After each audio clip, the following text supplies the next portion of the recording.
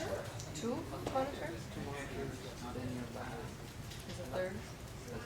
That's nice. I just do one external with this as a second. So you can off of one. Hopefully, so that we don't have to You gotta get a, oh, okay. Yes, This is I what's- should maybe get mine. Okay, we're going to go ahead and get started. I'm Melissa Sefkin. I'm a stand-in for Obina Anya, who would be normally doing the introduction.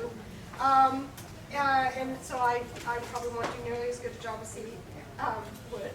But I'm delighted to be able to introduce Terry Griffith, who I've known for some time. Terry is the chair of the management department at Santa Clara University. And she looks in particular at how technology and organizational decisions are combined and how technology intersects with organizational lives. She has done work in a range of areas and has an award-winning general management book called The Plugged In Manager, Get in Tune with Your People, Technology and Organization to Thrive.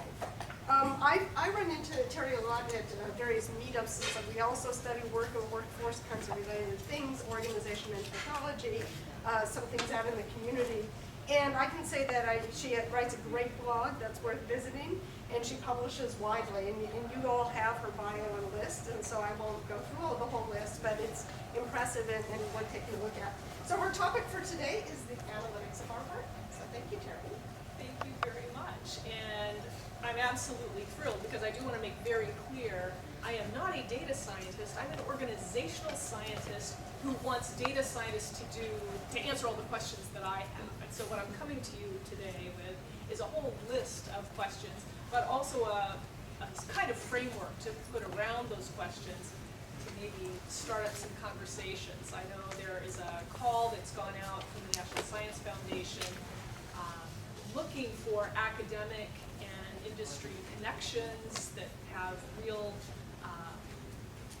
connections into tools and how we think about our data. And so I'd love to be talking with you about that by the end of this thing.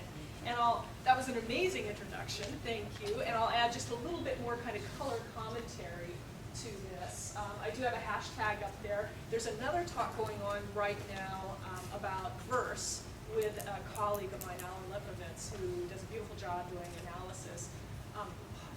Excuse me, I gotta get his last name right. Talking about technology and organization and the tools that IBM provides, and so it's kind of interesting that both are happening at the same time.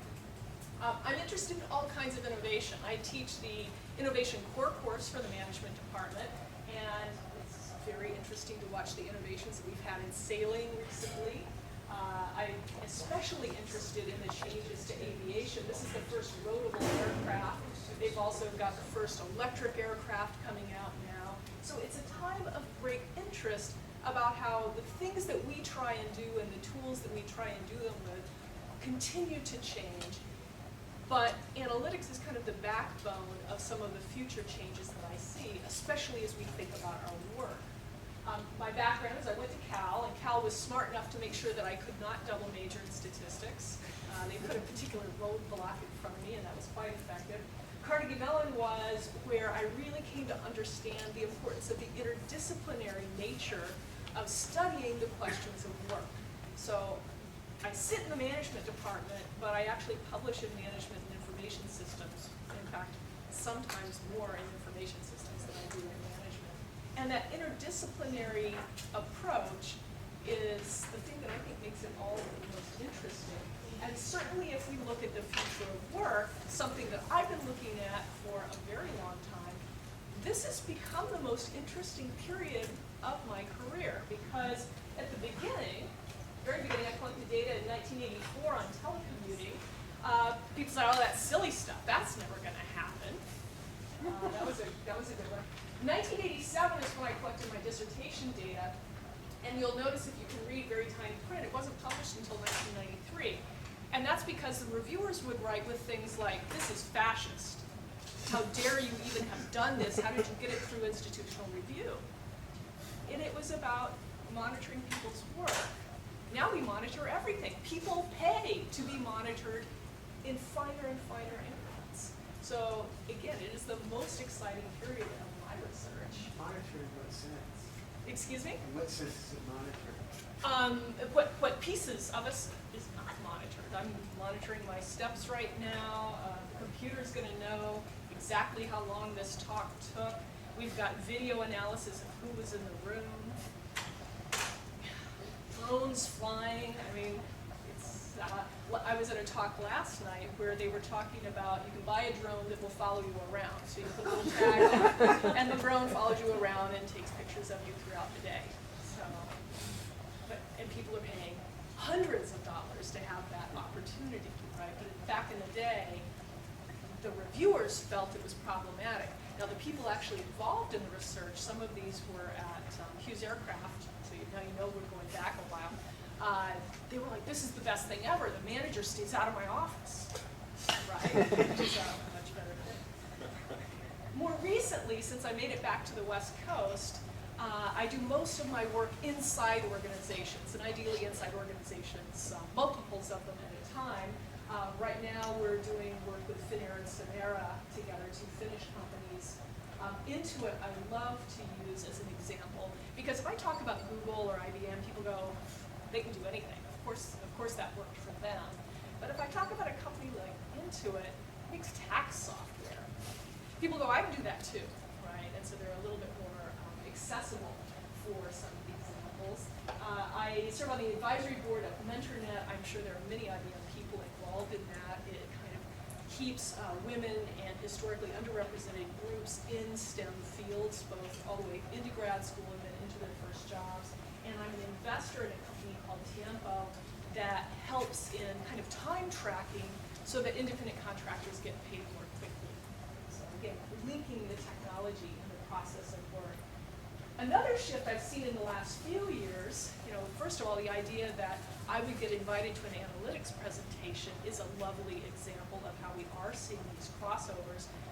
In October, Google hosted 177 academics and industry people, so like the head of HR for FedEx and the like, hosted us to think about the future of work and how work could be better, not more productive necessarily. They were really focused on that. How do we make work better? If we think about not so much a balance, but an integration of work and family life.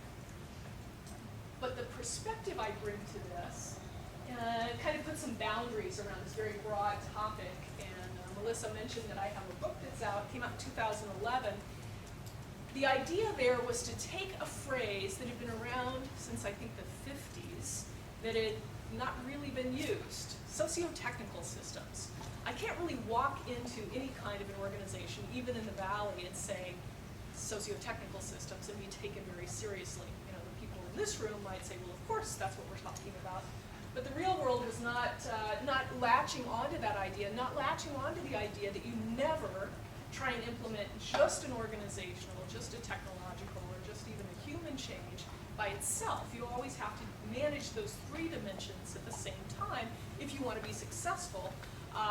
One fellow actually comes out of the engineering world who said there will never be any one change that can do even a tenth. I think he actually talks about an order of magnitude.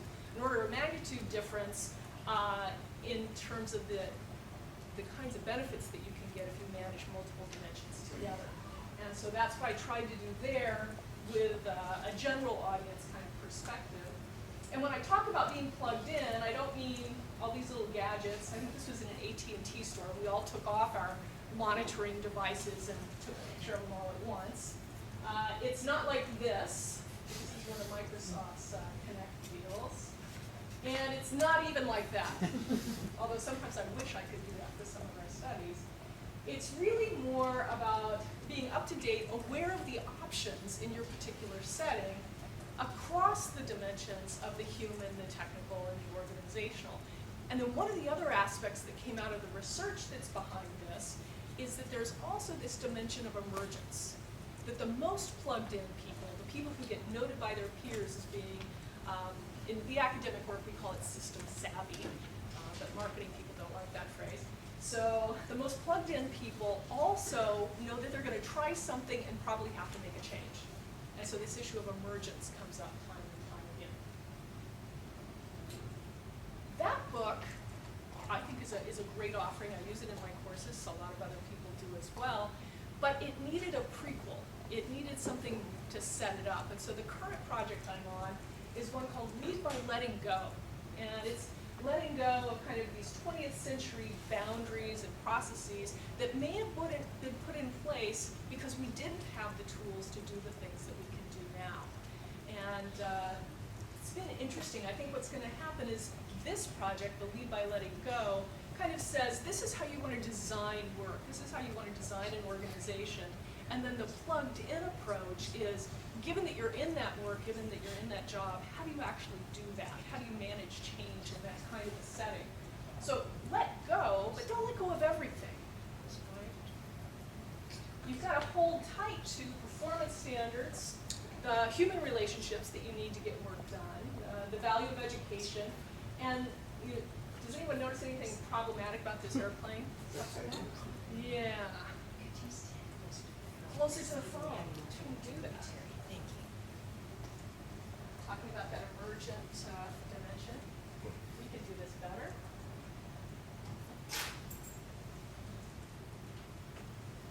Yes, this plane is upside down. It's being piloted by a guy named Sean D. Tucker. He's Oracle's aerobatic pilot. Not that you couldn't tell that from the plane, right? But he was giving a talk to 400 Oracle new hires, most under the age of 30. And he was they were all sales new hires. And so sales new hires, you kind of have to be very explicit about where the boundaries are. The things you can and cannot do as you're going about your work. And for him, he talked about it as the laws of physics. And he said in his world, if you try and break those rules, you end up dead, and many of his colleagues have. And so he was cautioning them. And I often caution people too, especially sometimes like me. I'll get very excited about a new tool, and I'll push it a little bit too far. And maybe I don't want to do that, at least not without collecting my data. So I do want to know what my performance standards are. I do want to maintain tight relationships, especially as we have more networked organizations versus hierarchical ones. Education becomes even more important as people's jobs are less linear. People have to jump around in their jobs more, and so they need to rethink their educational process at the same time. But where analytics, I think, fits in here is we don't have the physics of work, but I think you could help us get to the physics of work, and then we could make we would have a better understanding of where we could go with the changes that we're trying to make. So the analytics of our work, what happens when we turn that lens inward rather than as much of what I see is focused on marketing kinds of things, or an outward perspective on what are our customers doing, what happens if I do this, what do my customers do, where do they stay on the website. Instead, what's going on in our jobs and in our work for all of us? 124,718. That was about a month ago. Number of leadership books on Amazon. Now it goes up.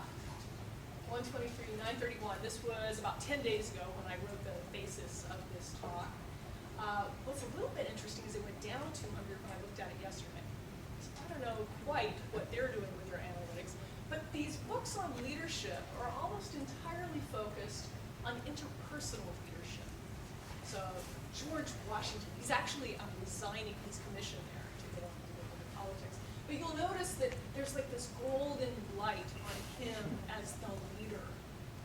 Now, that's good, that's wonderful, but our world isn't like that so much anymore. And in fact, I can go back to, this is circa 1701, and this is where people lived in England.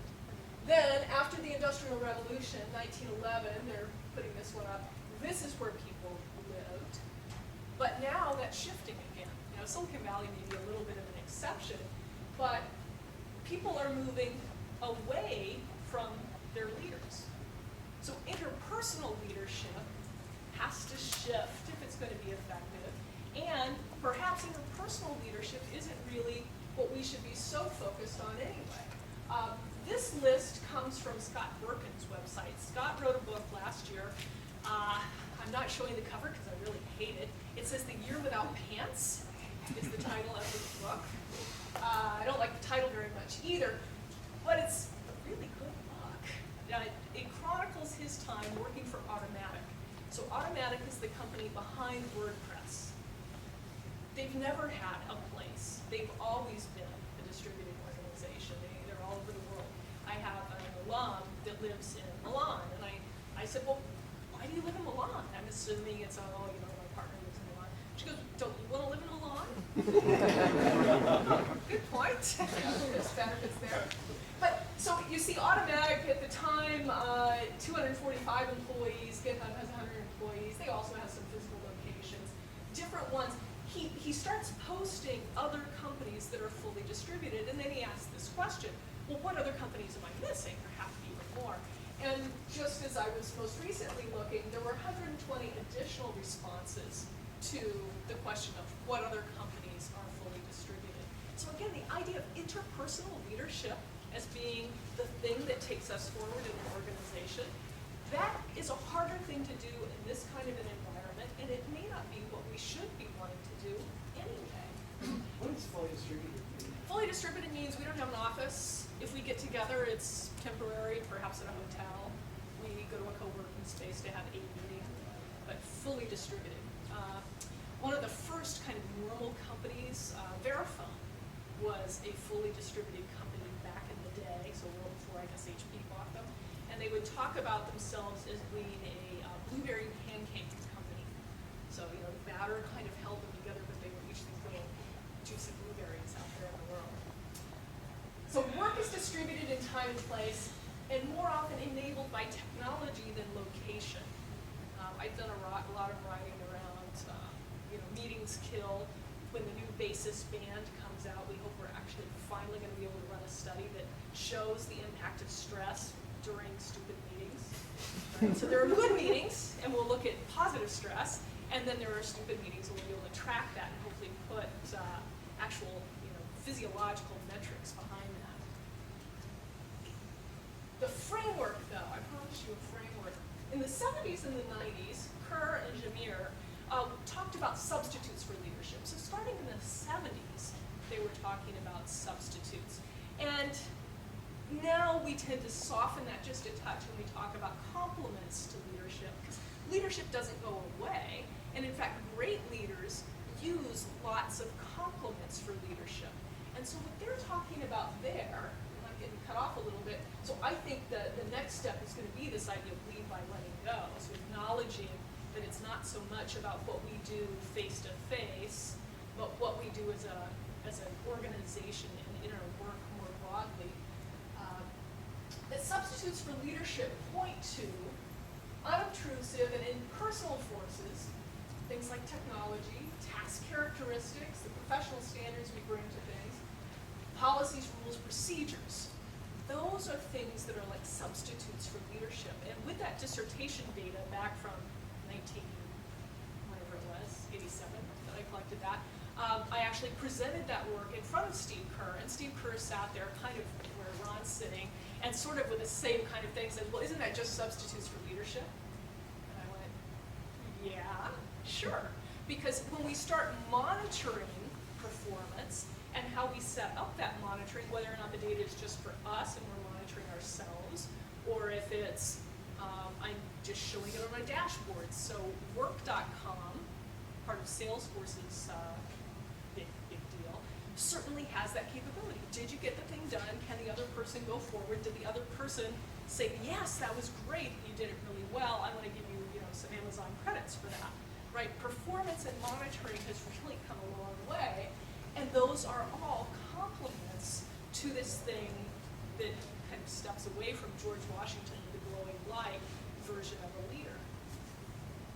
So instead, going towards what we want the outcomes to be. So we need to anticipate what we need to be thinking about. We need to vision once we know kind of the direction we want to go. This is a little bit of the emergence piece. How are we going to create flexible alternatives? And how will we initiate change? That's the goals towards either interpersonal leadership or these complements for leadership. And that's what leadership is about. That's what moving an organization in a particular direction looks like. And what we're looking for, and so this starts to get down to what kind of variables do I think are interesting. Knowledge, skills, and abilities, the tools that people are using, tracking some of that, the task characteristics and how feedback is offered, who's working with whom, who knows what, certainly professional standards, that performance metric I said we don't want to let go of, and then policies and procedures that may become valuable. And you guys are already there. I mean, that was a lot of writing this talk was me doing my homework and seeing how far IBM has already taken many of these issues. Here they're talking about pathway genomics. So cognitive solutions will help define how consumers and businesses alike make better informed decisions, enabling better outcomes. That's great. People are focused on health. And again, what I'm wanting us to do is to also focus on work. And then going back to July, one of your presenters.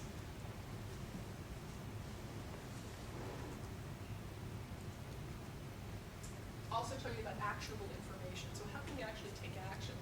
And the framework I'm presenting is, I think, saying these are the areas where action is probably going to be useful to understand, or the kinds of actions that we want to think about. So the ability to anticipate where an organization needs to go, the ability to vision what that might look like, the leadership activities, but it doesn't have to come from an individual leader. It can come from the organization overall, or it can come from signals from the technologies that we have access to.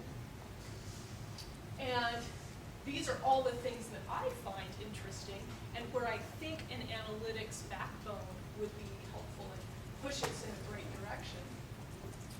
And what I'll do, let me sort of lay this out, I'm going to go through each of these, but in each of these I have an example, but I'm also hoping you're going to have an example as well. Transparency is one of my favorite ones. It broadens the opportunity for other people to play a role in leadership. It broadens the opportunity for technology to provide value. If you don't have transparency, you're not going to be able to get to the data that you need.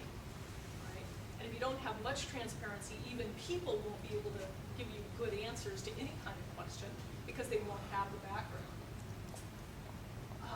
This goes back maybe 10 years. So this is a CFO talking. For 20 years, they had been practicing transparency. And they said it's like having 700 internal auditors out there in every function of the company. Now, Stack wrote a book called Open Book Management. You know, it had its day. I haven't seen hundreds of companies shifting to this. The Google guys do still stand up once a week and do their town hall meeting, and they open everything that's pretty much legally available to them to share. And these folks were saying they had 700 people looking at their data. That was back in the day when you had to like write a report and then send it out and hope people were going to read it.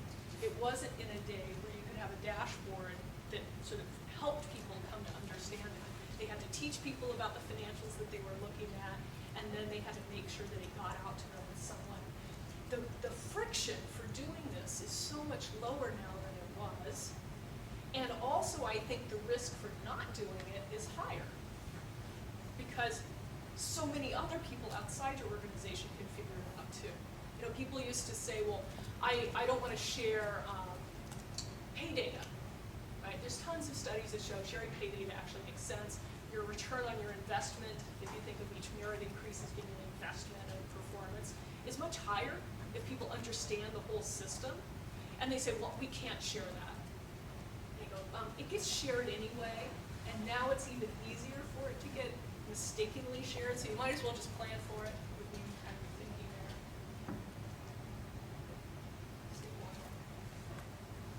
Got a little video to show. This is something Autodesk is sharing.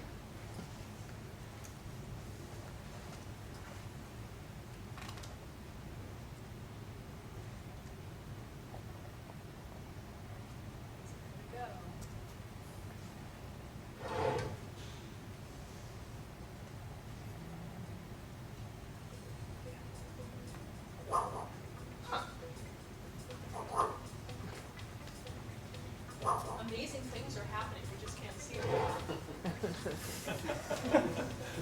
It's not very transparent, is it? Want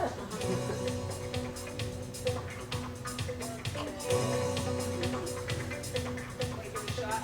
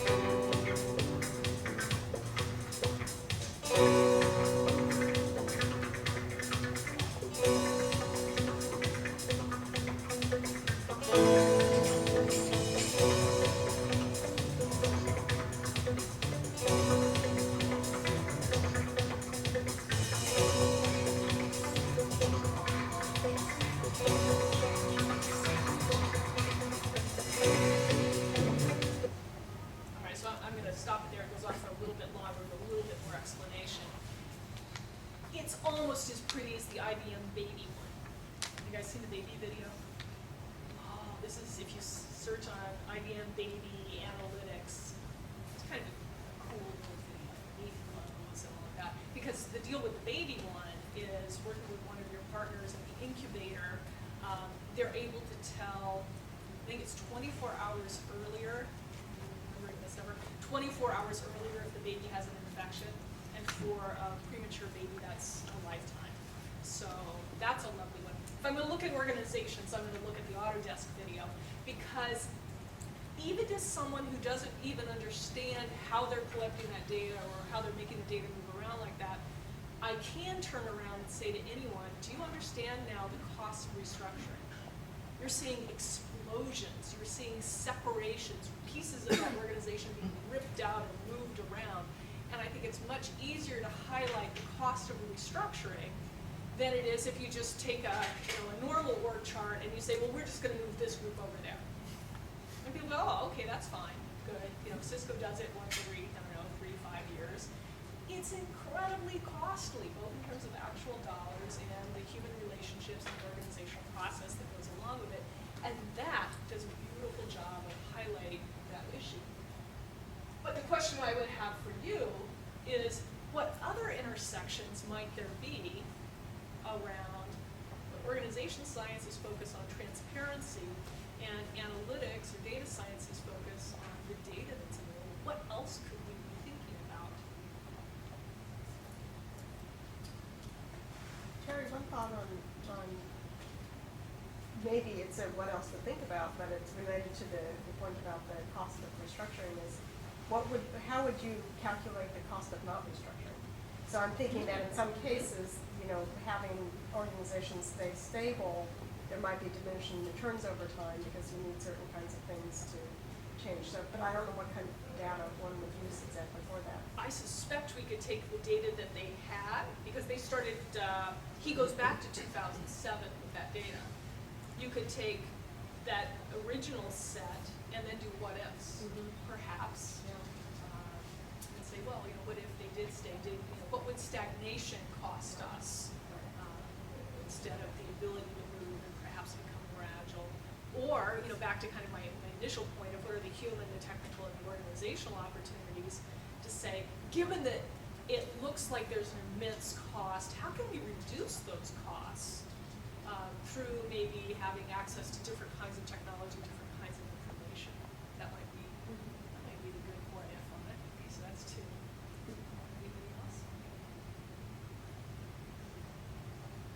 All right, if Ron's not asking a question, I'm going to Shall I say, so applying analytics to find the cost of not having transparent.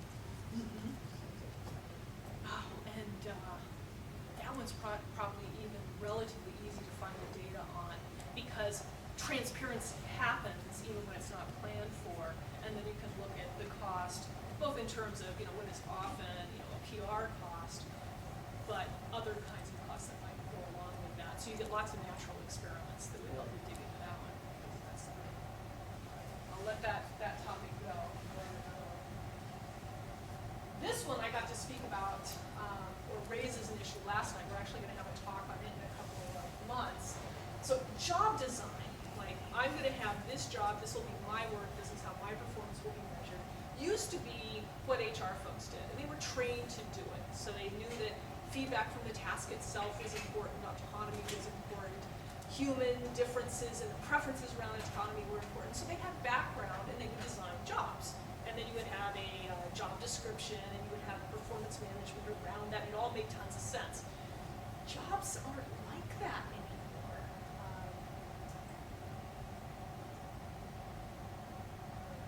There we go. It's advancing over there and not advancing here. Huh. No. It's not right. Okay, so you're up on 38.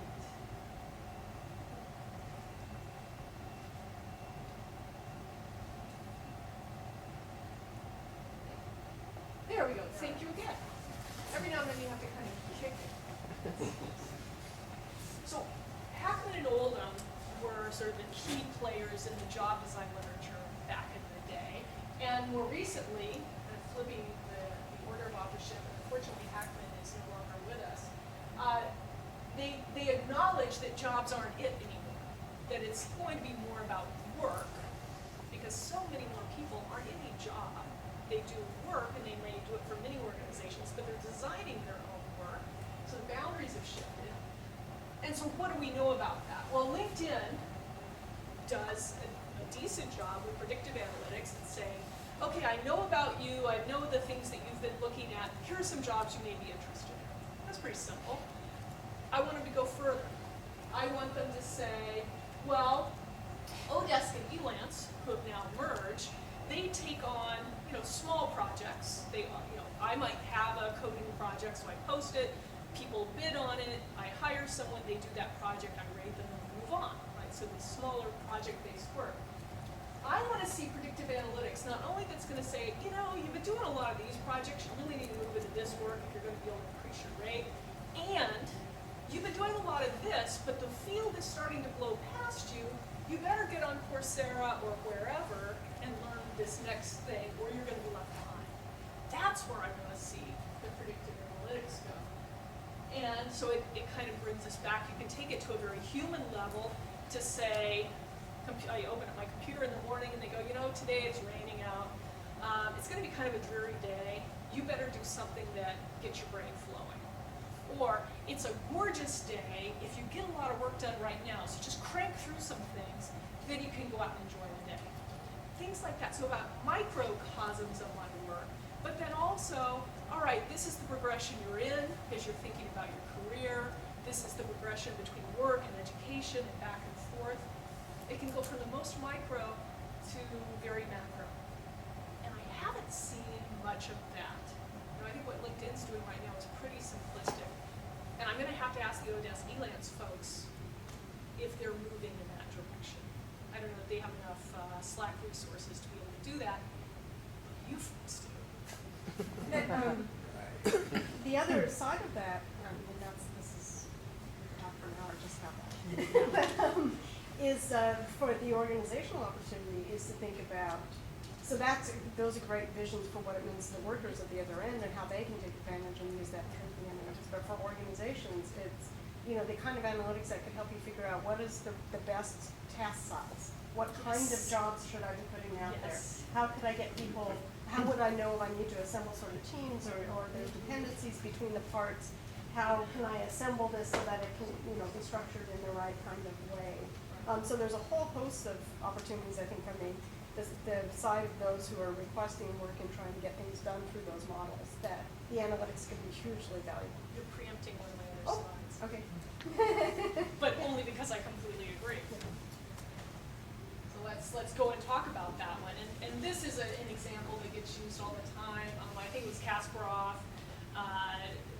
and talking about one of these freelance chess tournaments. And so the big fat deal was when the freelance chess tournament wasn't won by a grandmaster, it wasn't won by a supercomputer, it was won by some kind of hack chess players using basic chess software, but they were really good at working together with it. They were really good at being a hybrid team. And I use that word hybrid with a smile because in 2001 we were talking about hybrid teams, but back then we meant teams that were either physically present together or far away. And yeah, we don't mean that anymore. That's all teams are like that. Now we talk about these techno-human hybrids. But what we don't know is exactly that. We don't know what's the right combination of what kind of project size and who do you bring on and how. We have no idea. And I have been trying to dig into that, and I suspect you guys have been too. And we just don't know yet. But the data is there. Data is there for us. And we're not meaning just augmented, although augmented is a piece of it, but actually having the AI be a member of the team. So now, not just LinkedIn and predicted job opportunities, and not just Odesk, Elance, and Coursera, but pulling from what Watson's able to do around specific industry verticals. I suspect you guys already know, if I'm a financial analyst, this is the kind of thing that you want the analytics tools to be doing, this is what you want the human people to be doing, and this is where the augmentation opportunity is.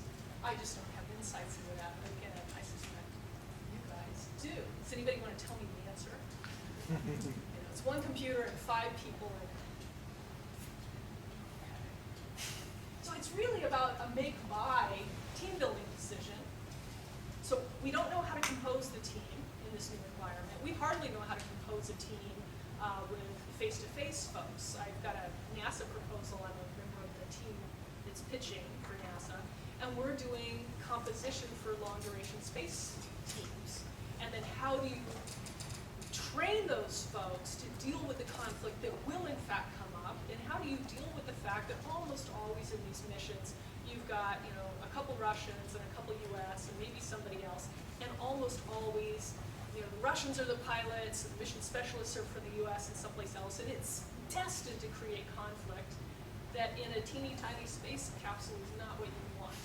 And so a colleague of mine is a composition person, but we're adding to it the technology flavor. Are there technology tools that could support, given that you've got this composition of a team, how do you support them in their long duration trips? How do you make, what is the right answer there? Expertise identification. You know, the historic phrase is, if HP only knew what HP knows, and you could say that about IBM, you could say that about my department, the government, all of us, because even we forget what we know. At this talk last night, you know, I sit there, I'm talking about drones, and I went, oh, I wrote something on drones a while back. What did I say? And I had to go back and find the paper, right? So the technology supported me there. This goes back and is kind of focused in on 9/11. So most big companies, the left hand doesn't know what the right is doing. The expense of that not being clear, 2 people doing the same thing. Pharma has a huge issue with this. But for 9/11, one of the things that they've gone back and looked at, the FBI knew. They just didn't know they knew it. The FBI knew that people were learning to fly airplanes and didn't really care about landing. And the FBI knew that there were people taking flying lessons, you know, in all these different places. And yet, they didn't know that other people were also interested in that. They couldn't know in a human, in an interpersonal sense, but they could have known in a technological sense. So Gilmore had this company called Tacit. Oracle later buys them, and it kind of gets integrated into a bunch of other stuff. But you see these capabilities coming back in other analytics engines now. Sort of, hey, did you know that this other person is interested in this thing? And that brings us to Verse, right? So when the announcements started coming out about Verse, it becomes clear that it's moving in that direction again, right? Not only about who else might want to know this, and it's not just Verse. You know, Verse is doing it. I wonder if everybody here even knows what Verse is. You mean IBM doesn't know what IBM knows? Well, it might be worth saying a word or 2. Well, who knows more about Verse than I do, which would be almost anyone, since I've only done my 2 videos. Take Lotus Notes and put it on steroids. Take Lotus Notes and give it predictive capabilities. And then you've got what IBM is offering as Verse. I expect the talk that Alan Lipovsky is doing with some IBM folks today will be a really good one to go look at. Some of the things that I have heard is not only will it do things like Tacit was doing back in the day. So, oh, you're working on this project. Did you know that one is also working on a project like that, and you guys might have the opportunity to cross over? Or the one I heard this morning was you start to write an email and it says, is this the content you need? Right, things like that. The comment about knows. I actually wrote a book I'm reading about knowledge. One of the things is human knowledge is not close under logical consequence. You can know A, you can know that A implies B, but you cannot know B. So human knowledge is, so we use the word know, it's a little funny thing. Yeah, I try and always not define it. If you sort of implied it was close under consequence, the FBI knew it, but they didn't know the consequences of it, which is a little different. Exactly.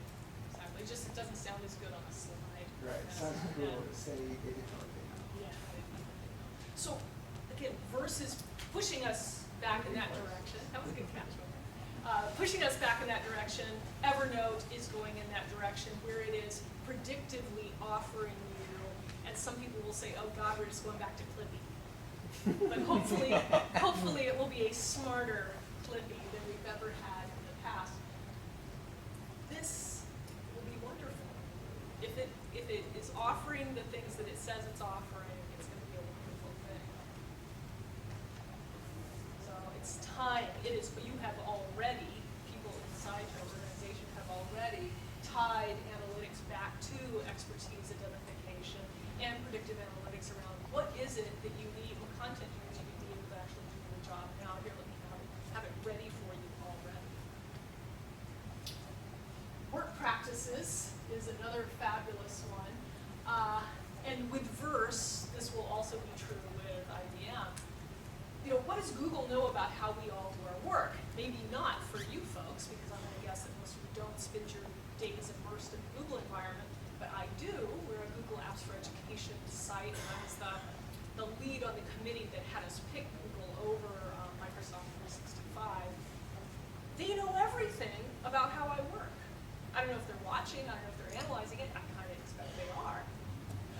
They know first drafts versus finals, they know what emails get answered.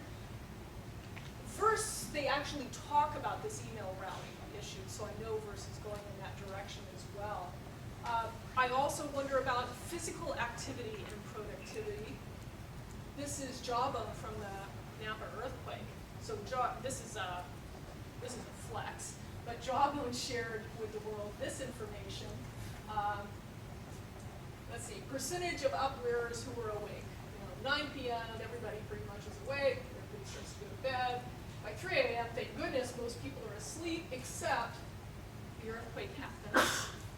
And they know, because they've got all this data, if I jog in place, they know what's going on. So Google is going to have all sorts of Android Wear tools. They're going to know and be able to connect physical activity and your productivity. Right? So are you actually more productive after you have gone out for a walk after lunch? They're going to be able to show that. Just like my colleagues and I want that basis band, which will be able to get galvanic skin response off your arm, and so a great measure of stress, heart rate and galvanic skin response. They'll be able to actually say, here we have data that shows you are in fact more productive if you do take breaks.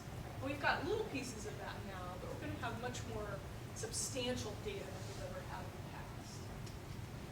And then we can talk about emotion. So this is a video, and we'll see what happens. This is back when Marissa was with apolitical.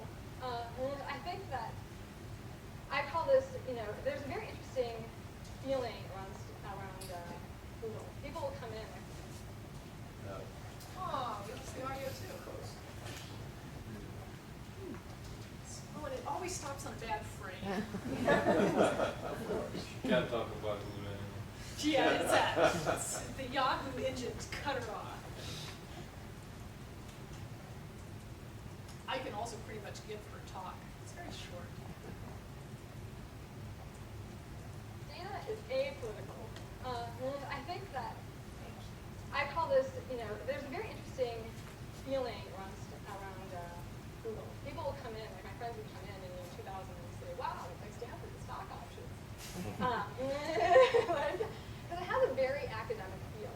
In fact, I had an issue where I would hire people in from other companies, and when they were used to giving classic executive presentations, where you would get up and say, you know, if you say you had done a user study, you say, the 3 high points are, people are having a hard time doing this part of it is easy and working well, and you know, this is a point for future development. And there'd be no data, no numbers at all in this type of executive summary. And you know, the first thing I would do is I would sit down and say, that's never going to fly. There's just no way that that's going to make it through an executive presentation at Google. Because, you know, Eric, Larry, Sergey, all the executives want to drill down, they want to hear about the numbers. You can't walk in and say to Larry or Sergey, most people are having a hard time finding this, or most people are having a hard time working this feature. Because the immediate question is, how many people did you test? How many people had problems? How was the task set up? They really want to drill down into the data. But the interesting property this has is that it makes Google, even as large as we've gotten, I think that the internal politics inside of Google have remained minimal compared to other corporations of its size.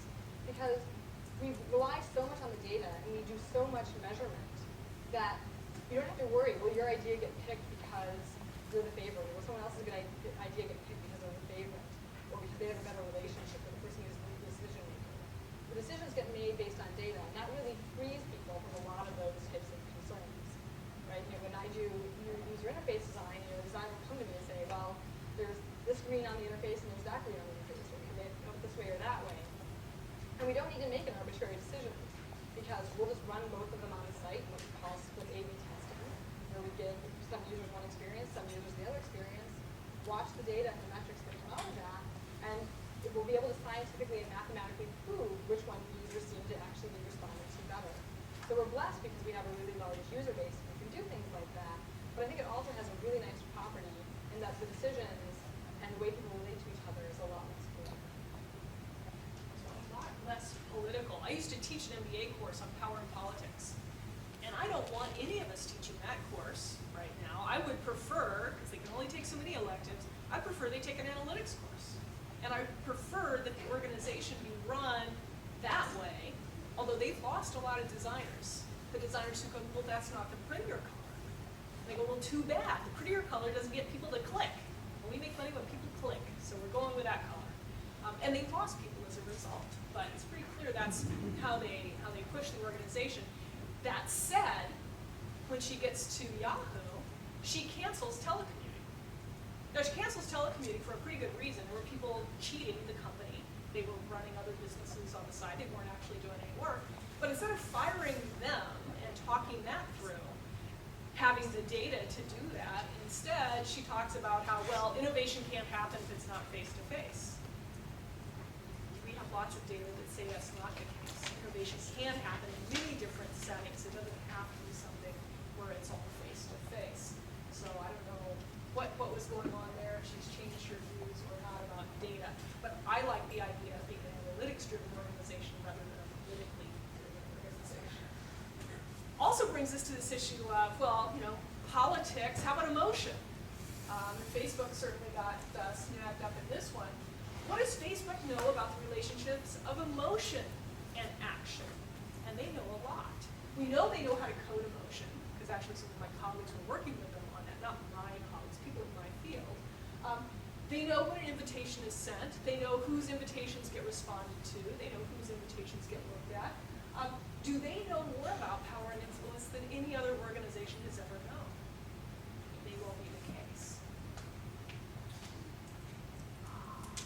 So it's after there's been a video. They're not quite getting there. By the way, that's your chair. You made it. This is one of those times where I'm glad it's not my computer. It's my computer.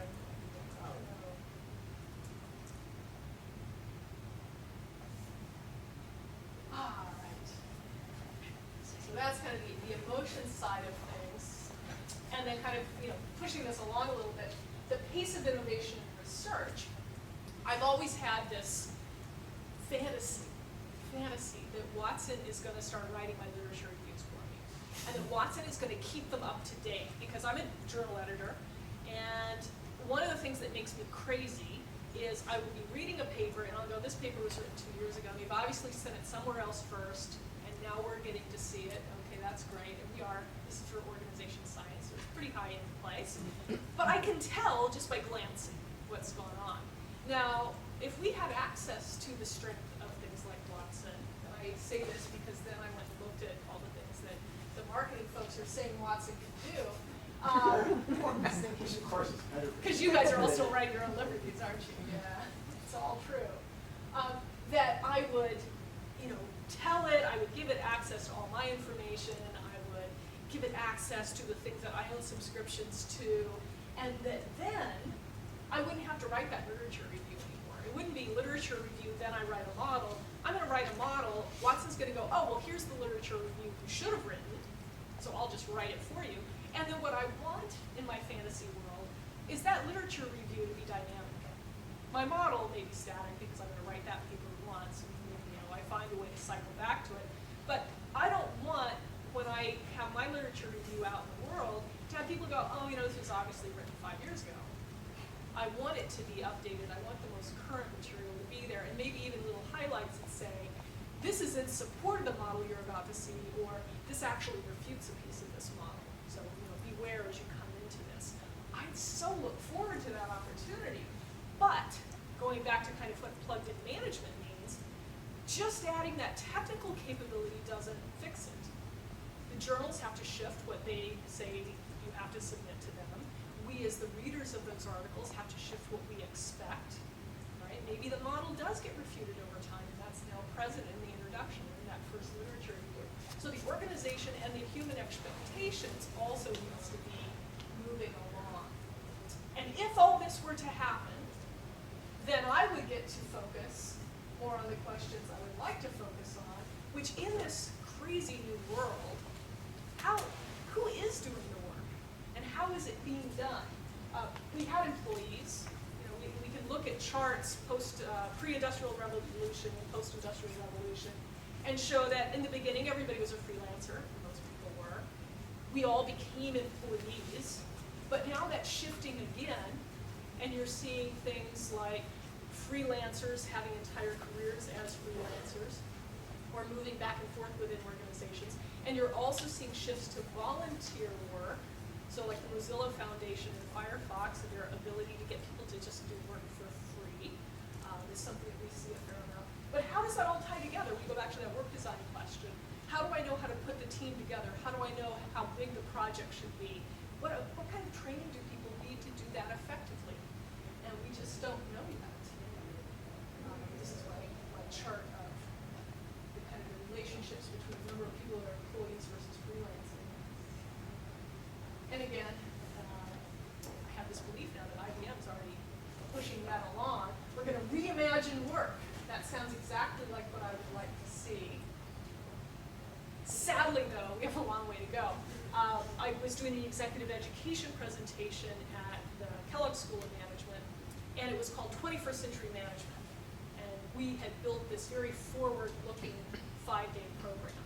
And then we got the list of the participants, and they were global. They were from Colombia and Thailand and other places in South America, maybe 3 from the US and the rest from Europe, so 19 of these folks. And looking at them, I could sort of guess, and we gave them some kind of pre-questions. They were not interested in 21st century management. They were interested in getting 20th century management right. So we had to do a big scramble to redo things. But we also asked them, what is the year of your organization's design, if you had to, state it? And I kind of gave them Google as a 2020 company. I gave them Santa Clara University as about a 2008 company. And I said, where are you? Over half were not even in 2014. Right? So we have a long way to go before all these opportunities will truly be taken on. But the door is also open. This is a fairly recent MIT Sloan Management Review piece about why managers still matter. There is still a strong need for someone to define and implement the organizational rules of the game. But, going back to my George Washington, I don't think it's this glorified single person with a light shining down on them. It's much more of a networked event, and hopefully we can all bring that to bear. You guys have the tools and the context. I think management in the organizations, and certainly in the startups, is looking for what are the new rules of the game, but they also understand now we have the data that can be telling us. They don't have to listen to me and 75 years of management research. I go back to thinking about first management studies. 75 years of management research. Now we can actually say, what's the data say? Google does that. Google is basically rerunning every important management study ever on their own employees, because they don't want to believe what was the case. They want to know what is the case given the population that they actually have. We can't all do that, but we can recreate some of the more general questions with these broader sets of data and kind of move it forward. Thank you.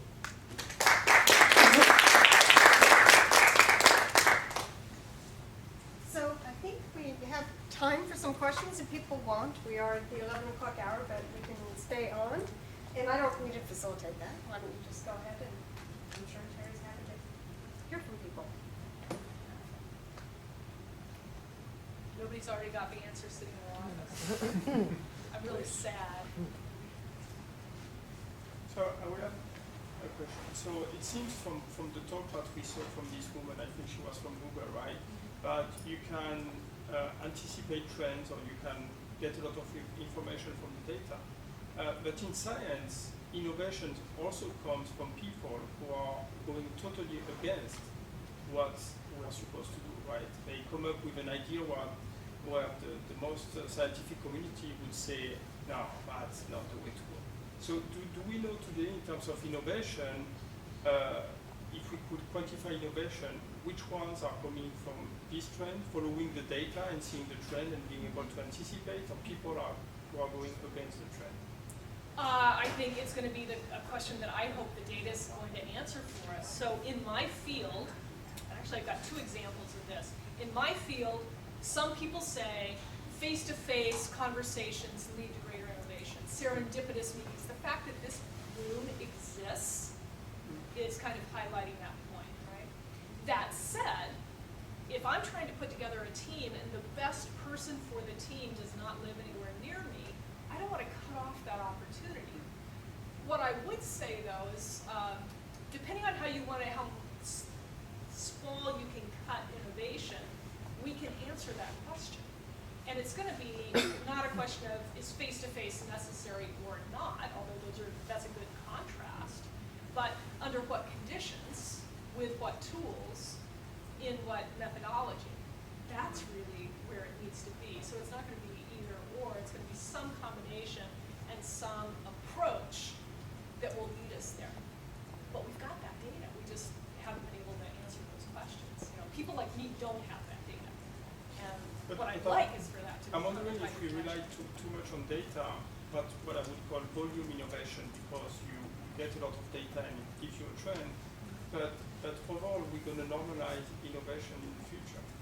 Well, and see, this may be where, you know, my background is not adequate to sort of deal with the particulars, but what I still, given my training and my perspective, am a hypothesis first kind of person.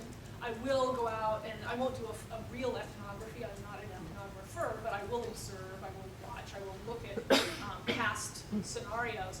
But then I'm going to have a model, I'm going to have a set of hypotheses, and I'm going to go out and test those in that beautiful ocean of data. Versus some of my colleagues just to talk about, they're going to go put on their mining hat and take a dive, you know, down into the deep reaches of the data. But that's not my approach. Both approaches are going to give us great results, though. Going back to the question of what it needs to know. So several times you said things like Google knows such and such. Well, Google has enough information to extract that. It doesn't mean they know it. Like I just read an article about someone went back and extracted data from went back and looked at data from a satellite from like 30 years ago and garnered fascinating information that we didn't know about planets. But it's there, but you have to extract it. You have to know the question. Data, but the trick is extracting useful information from it. And I would claim that it's conversations amongst people like me on the more organizational side and people like you all on the more analytic side coming together are really the opportunity, because we certainly have more questions than we could ever answer in the ways that we've been trying to answer questions. We also don't know how to most effectively leverage vast, incredibly dynamic data sets.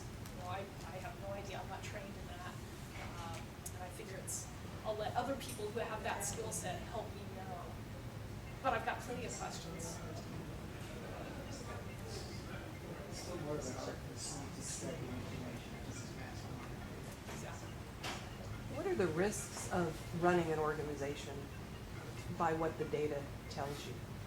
Risks in the sense that your models might be wrong, risks that you may not have the data that you really need in order to make the right kinds of decisions, and so you over-rely on what the data says, believing it when you're not questioning enough sort of the assumptions that underlie its collection, its analysis, and what isn't measured. so sort of two versions. I said Google's lost a lot of high-end designers because they said, I'm not going to live my life that way. I'm not going to live it by, a significant number of clicks went in that direction versus that one. That one's ugly. And so they don't want to be there. So you lose those folks. You may go down a path that you should have jumped off on because maybe it was an entirely different kind of question like you were proposing. What I have seen and why, again, I love Intuit is they have basically trained anyone who wants to be trained on the ideas of small incremental experiments. And so they get them out in the world so they have kind of the most current perspective possible. They don't let them sit in their office and build something thinking it's the most beautiful thing in the world, really building it for them, not the customer. They make them go out in the world and they say, what's the first thing we have to know if this is the right path? And then what's the next thing we have to know? And so incremental steps versus what I used to see, you'd hear about a startup as in stealth mode for 2 years. Most people don't think that's a good idea anymore, at least around anything that's going to touch a consumer. It may still be a good idea, I don't know, around some services if you could, snatch their idea up or something. But for most things, that small incremental being in touch with the world is such a good idea. So you don't have time to spend too much time on the model that's really wrong. It's going to be, it won't gain the support, it won't have the support you hope. Is that close? That's good. Okay, okay. Well, I guess maybe continuing a little on this thread, what's your sense, where would you place, what happens in status of interpretation and judgment and things that the answer is not going to be black and white. You can't know from an A/B test because it's the question of kind of what's right or the possibilities that come with it, the systemic effects of other things related. So you might get an instant good response to something that will have systemic bad ramifications over time. All those kinds of things that require that more interpretation and judgment. What happens with that? And does analytics have a role to play, or is that I would go back to that Autodesk video. I love that Autodesk video. What causes those things to happen? None of that is, you could ask an A/B kind of question, like when you did a restructuring, how many people left the firm, kind of thing. But you're really watching this beautiful piece of art happen, and I think that beautiful piece of art will cause as many questions as it answers, and it goes back to this interdisciplinary meeting too. So I'm going to have my 3 dimensions, the human, the technical, and the organizational. I'm always going to check those boxes off. But my perspective on those 3 won't be yours, because at least as I imagine the way you do your work in a much broader sense than I do. Mine is often fairly experimental. So we have to be in conversation. The data artists have to be in conversation with us. So I think if anything, it's forcing us to work together in ways that we haven't in the past. We've always talked a good game about being interdisciplinary. I think right now we don't have any choice but to be interdisciplinary. And when you see, things like that Google Rework conference, they weren't saying, here's what we learned. They were saying, here's something we learned. What did you guys learn? What did you guys learn? What did you guys learn? And they've got enough money to, fly the academics in and support the graduate students, do all these kinds of things. But it wasn't just about them and their way. It was about what are all the other ways. Working for this journal, Organization Science, I'm kind of the person most focused on their social media direction. Academics aren't very good at social media. There are very few of them on social media. It's an amazing thing to watch not happen. But we have to keep asking the questions. Well, what's the right way to do this, and why would we do it given our incentive structures? Because you can't change one thing. You've got to make adjustments across those 3 dimensions at the same time. I do know that the boundaries that we have are causing us to not be as effective as we could be. As verse comes out, so this kind of notice notes on steroids thing comes out, I can go back and listen to a presentation I heard from SAP probably 20 years ago. And so the SAP folks are selling SAP. It's so wonderful. We're going to have this enterprise resource planning software. You can know the whole system. It'll be great. And manager by manager by manager said, well, I'm going to just have my data, and well, I'm just going to have my data. And you sat there going, you won't gain any of the value of this thing unless you find the ways that your data crosses the other person's data and what those dynamics are. And it did take probably another 10 years before people actually show return on investment for those huge implementations. And it was only because 10 years later, they finally started changing how the organization worked, as well as throwing the school on top of it. So it's all about the us working together piece. I just want to build on what Melissa and Jeanette said. First, I think having, as a researcher, having all these streams of data is great, and that's certainly two things that we can do for. But I also think that Marissa kind of oversimplified it a bit. Made it sound as if the data gives you the answer, and I do disagree with that. I think when you get a result, say from an A/B test, it shows that more people click on one than the other, maybe on B rather than A, but it doesn't tell you why, and certainly not a single test. And so I think, and of course, as a researcher, we get into the messiness of interpreting the data. The data don't speak for themselves in almost every case. So I think that's one, but that idea is very seductive. That especially for managers, that well, here we can trust this source. The data tells you. So I think that's something to be careful about. Another place where I've seen this play out, and getting back to the designers, there was a controversy a couple of years ago in the game design community with Zynga, because Zynga comes in making these little games on type to Facebook and started making tons of money. So all of a sudden they have a big thing, and they very much had data-driven game design. Which the game designers then just were up in arms about. And one thing it did is so one thing is from their perspective, it destroyed the art. That destroys the art of game design. But the other part of it is that what they're finding is that you put in a new feature in a game and you find which ones millions or billions of people click on and which ones don't. And you keep the ones that they click on. What are you reinforcing? You're reinforcing a certain kind of behavior, but you're not necessarily making a good game. That was the argument, and they found that yes, you could in kind of a behaviorist way increase clicks, but as a result, the overall experience of the game and art of game design is being destroyed. So I think since then, Zynga's kind of imploded, and people aren't as enthusiastic as they were initially, but it was a big controversy. And I didn't get to play Flappy Bird. One thing I will say is, at least from the academic research side, if you don't have a model, you're not even getting reviewed. We do something called desk rejects, as you might imagine, with the entire world now submitting journal articles, and in some countries being paid for submission.